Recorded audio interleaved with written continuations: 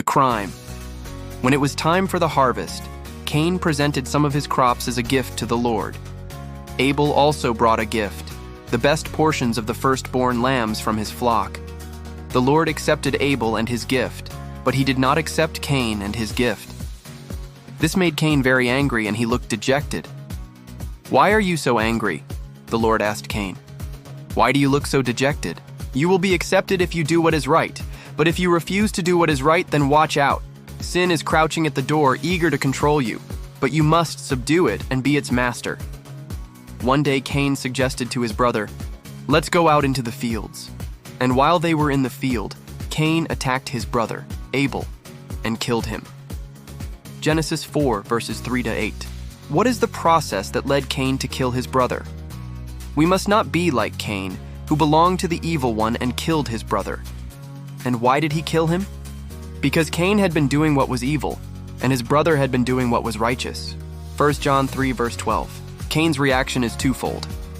This made Cain very angry, and he looked dejected. Genesis 4, verse 5. Cain's anger was directed, it appears, at God and at Abel. Cain was angry with God because he thought that he was the victim of an injustice, and angry with Abel because he was jealous of his brother. Jealous of what? Just the offering? Certainly, more was going on behind the scenes than what is revealed in these few texts. Whatever the issues, Cain was depressed because his offering had not been accepted. God's two questions in Genesis 4, verse 6 are related to Cain's two conditions. Note that God does not accuse Cain. As with Adam, God asks questions, not because he doesn't know the answers, but because he wants Cain to look at himself and then understand the reason for his own condition. As always, the Lord seeks to redeem his fallen people, even when they openly fail him. Then, after asking these questions, God counsels Cain. First, God urges Cain to do what is right, to behave the right way. It is a call for repentance and to change his attitude. God promises Cain that he will be accepted and forgiven.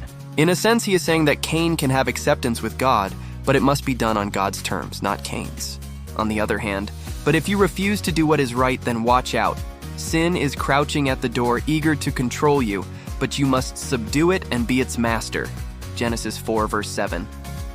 God's counsel has revealed the root of sin, and it is found in Cain himself. Here, again, God is counseling Cain, seeking to guide him in the way he should go. God's second word of counsel concerns the attitude to take toward this sin, which lies at the door and whose desire is for you. God recommends self-control. You must subdue it and be its master.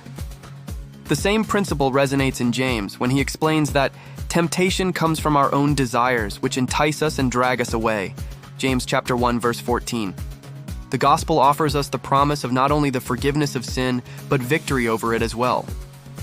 What does this unfortunate story teach us about free will and about how God will not force us to obey?